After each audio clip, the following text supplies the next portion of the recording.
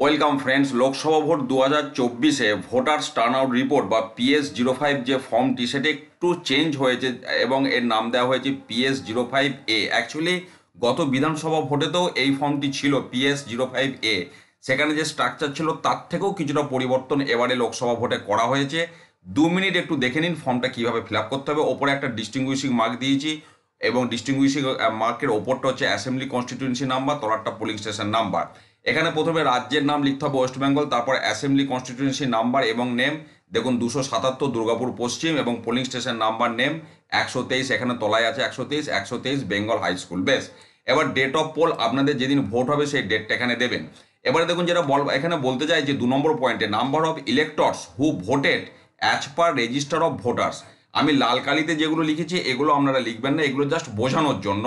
তাহলে register of voter মানে form 17-এ যেটা সেকেন্ড পোলিং অফিসারের কাছে থাকবে। এবারে দেখুন টেন্ডার ভোট ছাড়া আর যে ধরনেরই ভোট হোক না কেন তার রেকর্ড 17A-তে থাকবে।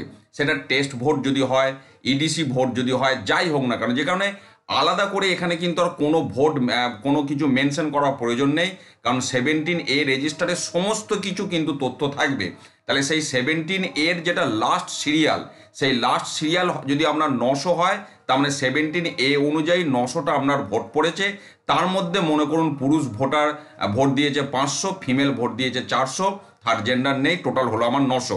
এবার আমি আবার বলছি এই 900-র মধ্যেই ইডিসি যদি হয় সেটাও ইনক্লুড থাকবে। যদি টেস্ট ভোট হয় তার যে ডাবল এন্ট্রি সেটাও এর মধ্যে ইনক্লুড থাকবে, সমস্ত এর মধ্যে ইনক্লুড থাকবে, যেহেতু সেই সমস্ত তথ্যই ফর্ম 17A-তে রেজিস্টার্ড হয়। বেশ, এবারে যেটা বলতে চাইছে ওই ফর্ম 17-এ মানে রেজিস্টার অফ ভোটার্স অনুযায়ী কতজন এপিক দেখিয়ে ভোট দিয়েছে, ধরুন সেই সংখ্যাটা 890। তাহলে অল্টারনেটিভ ডকুমেন্ট দেখিয়ে কজন ভোট দিয়েছে 10, কারণ 890 আর 10 যোগ করলে হচ্ছে 900, এটা গেল। এবার টেন্ডার ভোট সচরাচর হয় না, আমি নীল লিখেছি, যদি হয় তাহলে সেই সংখ্যাটা লিখবেন এবং তার রিফ্লেকশনটা আসবে ফর্ম 17B থেকে, যেখানে পাশে আমি নোট ডাউন করে দিয়েছি। নেক্সট চ্যালেঞ্জ ভোট, চ্যালেঞ্জ ভোটও এখন হয় না, আমি সেটাও নীল লিখেছি। যদি চ্যালেঞ্জ ভোট হয় সেই সংখ্যাটা লিখবেন, তার রিফ্লেকশনটা আসবে ফর্ম 14 থেকে।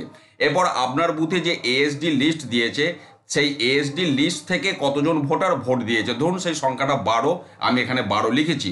এরপরে যেটা আসছে এটা একটা অদ্ভুত দেখলাম, এবারই প্রথম এই আইটেমটা আমি দেখতে পাচ্ছি, বলছে number of votes cast without EPIC, মানে এপিক ছাড়া অথবা অল্টারনেটিভ ডকুমেন্ট ছাড়া, অর্থাৎ কোনো ডকুমেন্টই সে নিয়ে আসেনি কোনো একজন voter, only by matching of voters image with photo roll, মানে electoral roll and face of the elector, অর্থাৎ ইলেকট্রাল রোলে ভোটারের যে ফটোটা আছে আর ভোটারের যে মুখ, সেই দুটোকে ম্যাচিং করিয়ে কতজনাকে ভোট দিতে দেওয়া হয়েছে এপিক বা কোনো ডকুমেন্ট ছাড়া।